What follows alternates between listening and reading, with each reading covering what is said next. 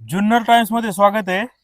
जुन्नर तालुक्यातील नेतवड नावाच्या गावामध्ये आलेलो आहे आपण. या ठिकाणी अनेक दिवसापासून इथले जे ग्रामस्थ आहेत, चंदाई वस्ती आहे, मी जिथं उभा आहे, ही चंदाई वस्ती जवळपास 50 पेक्षा जास्त उंबऱ्यांची वस्ती आहे. गेल्या अनेक दिवसापासून इथले ग्रामस्थ कॉन्टॅक्ट करत होते की या रस्त्याचा काहीतरी प्रश्न आहे.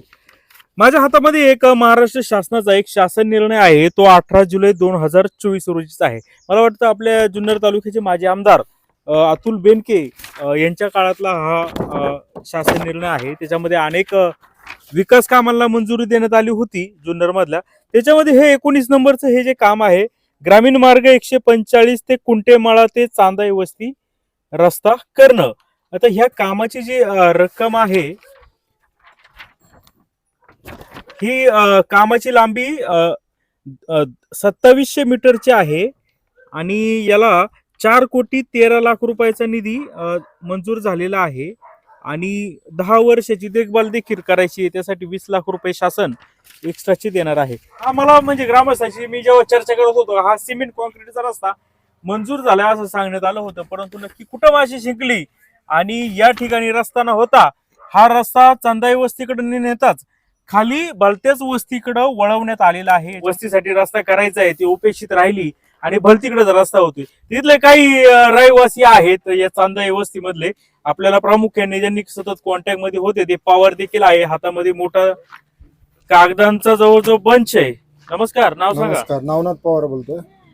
काय आमचा विषय मुख्यमंत्री सडक योजनेमधून कुटेमाळा ते चांदाई वस्ती 3.25 किलोमीटरचा रस्ता मंजूर झाला होता कुटेमाळा ते चांदाई वस्तीसाठी. पण ग्रामपंचायतच्या किंवा काही कुणी याच्यामध्ये बदल केला. आता त्याचा जो सर्वे झाला तो कुटेमाळा ते गणेशवाडी माळवाडी हा सर्वे तिकडे झालाय आणि ऑलरेडी तिकडं पंचायत समितीच्या याच्यामधून 30 लाख रुपयाचं 2-3 दिवसापूर्वी काम पूर्ण झाले. आत्ताच्या मार्च एंडमध्ये 3 दिवसापूर्वी काम पूर्ण झाले आणि पुन्हा लगेच दुसरं काम हे मुख्यमंत्रीचं काम पुन्हा त्या रस्त्यावर होतंय. तर हे कुठेतरी चुकतंय. शासनाची दिशाभूल केली जाते. एकाच वेळी रस्त्यावर 2 कामं होतात आणि आमच्या इकडं कोणतंच काम होत नाही. आम्ही त्यांना सांगत होतो का ते काम इकडं द्या, तिकडं मुख्यमंत्रीचं काम तिकडं जरी झालं तर ते माझ्याच गावचं आहे, माझ्या गावातच होणार आहे, काय हरकत नाही, मला त्याचं दुःख नाही. पण आमच्या इकडं पूर्णपणे दुर्लक्षित केलं जाते. आम्हाला का असं मग याच्यामध्ये मग कसं काय कुंटेमाळा ते चांदाई वस्ती केलं? आता आम्हाला तर अजूनही प्रश्न समजला नाही. कुटेमाळा माळवाडी गणेश मंदिर आणि चांदाई वस्ती याच्यात एंड पॉइंट चांदाई वस्ती दाखवते, स्टार्ट पॉइंट कुटेमाळा आहे आणि शासन निर्णयात सुद्धा कुटेमाळा ते चांदाई वस्ती होतं. पण आता नंतर माळवाडी ते गणेश मंदिर घुसले हे मध्ये. गणेश मंदिर आता याचा एंड पॉइंट गणेश मंदिराकडून चांदाई वस्तीत कसा येणार आहे हे आम्हाला काहीच समजलं नाही. हे परस्पर कामाचा हे मार्ग बदललाय, परस्परच म्हणावं लागलं याला. हे काम कोणी मंजूर केलं? हे अतुलदादा बेनके यांच्या याच्यातून मंजूर झालेलं काम. मग तुम्ही त्यांना सांगितलं नाही का? हो, आम्ही गेलो होतो त्यांच्याकडे. ते बोलले की अधिकारी येतील, पाणी करतील, पण असं काही झालं नाही. हे मला वाटतं मुख्यमंत्री ग्राम सडक योजनेतून पुण्यावरून अधिकारी येतात. हो, पुण्यावरून अधिकारी येतात ते. पण कोळेकर रावसाहेब याच्यामध्ये अधिकारी आहे, या मुख्यमंत्री याच्यामध्ये. तर त्यांचं म्हणणं आहे जो लोकेशन जो सर्वे झालाय त्यानुसारच काम होईल, इकडे काम रस्ता फिरू शकत नाही. तुम्ही तर सांगत होते तिथं 30 लाख रुपयाचा रस्ता 30 लाख रुपयाचं काम आत्ता झाले. किती दिवस झाले? 5 दिवस झाले, पूर्ण होऊन 5 दिवस झाले. त्या कामावर हे काम करायचं? हो, डांबरी रोड, नवीन डांबरी रोड, सिमेंटचा रोड काढून टाकायचं आहे आणि पुन्हा हे काम करायचंय 4 कोटी रुपयाचं. असं कोणाचं म्हणणं आहे?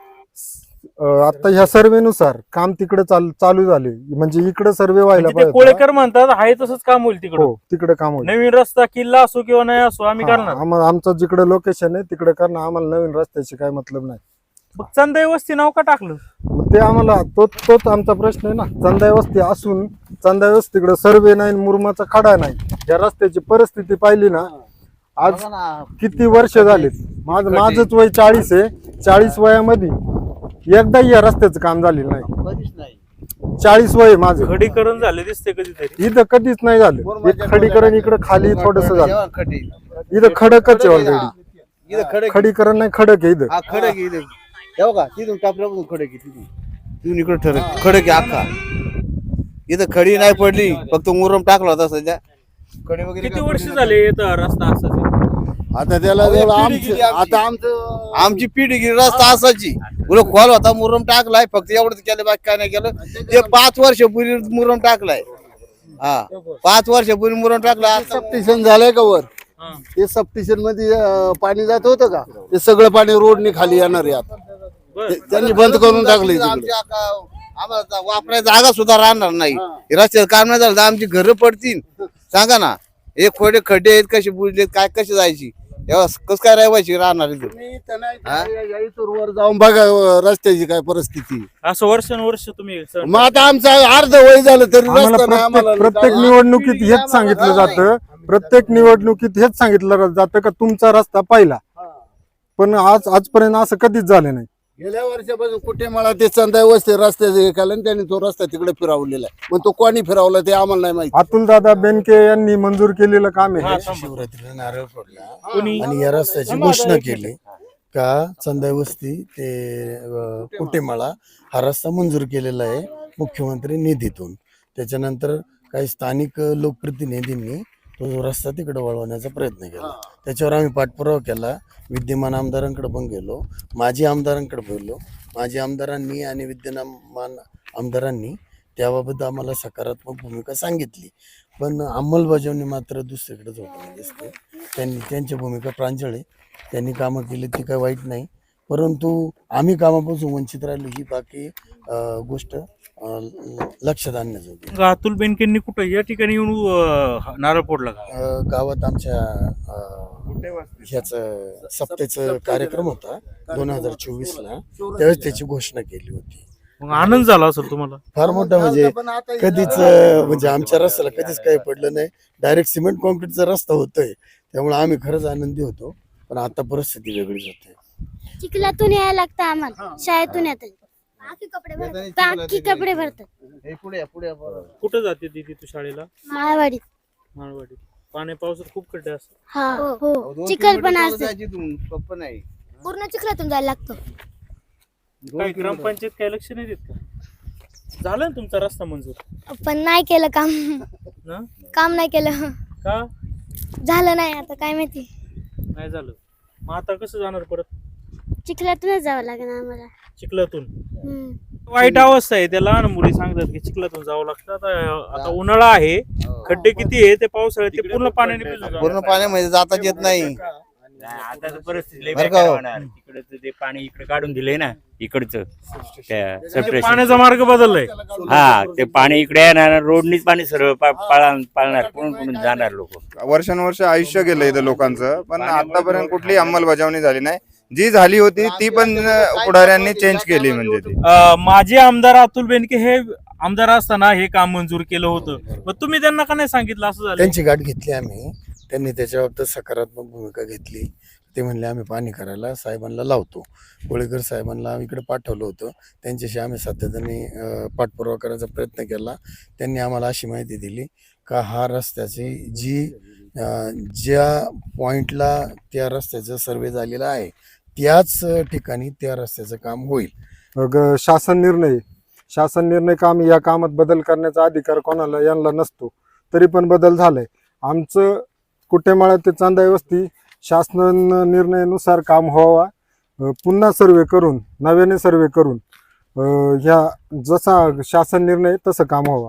कुठं काम होणं गरजेचं आहे, रस्त्यावर रस्ता होणं गरजेचं आहे का इकडं काहीच नाही, इकडं गरजेचं आहे. आता असा रस्ता होणं अपेक्षित आहे.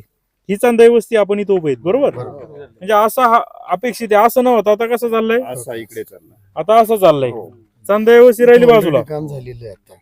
हे 30 लक्ष रुपयाचं काम इथपर्यंत झालंय. इथून इथपर्यंत झाली. एवढं इथून इथपर्यंत काम आता 30 30 लाख रुपयाचं काम आता होऊन 4च दिवसात हे शासनाची फसवणूक करताय ग्रामपंचायतवाले. शासनाचे 30 लाख रुपये हे पाण्यात घालून गेले. हे पुन्हा याच्यावर आता सिमेंट याच्यावर काँक्रीटचं इथून एवढा सिमेंट काँक्रीट रस्ता चाललाय, हा इथपर्यंत इथं थांबलाय. आता या पद्धतीने रस्ता व्हावा अशी त्यांनी आपल्या मागणी केली. आणि जर 30 लाख रुपयाचा इथं जर नवीन रस्ता झाला असेल, तर जर हे करू पाहत असेल तर हे गुन्हा दाखल होईल या अधिकाऱ्यांवर. म्हणजे हे सगळं दुबार कामं जर होत असतील तर हे सरकारी पैशाचा अपव्यय आहे. आणि जर असं होत असेल तर तुम्ही माध्यमांशी कॉन्टॅक्ट करा, आम्ही देखील तुमच्या सोबत लढा देऊ. आम्ही आपण त्या रस्त्याला जाणार आहोत आता, आणि त्या रस्त्यावर जर तुम्हाला जी काही वस्तुस्थिती आहे ती बघायला मिळणार आहे. तुम्ही कुठेही जाऊ नका, पाहत राहा जुन्नर टाइम्स नेतवड जुन्नर.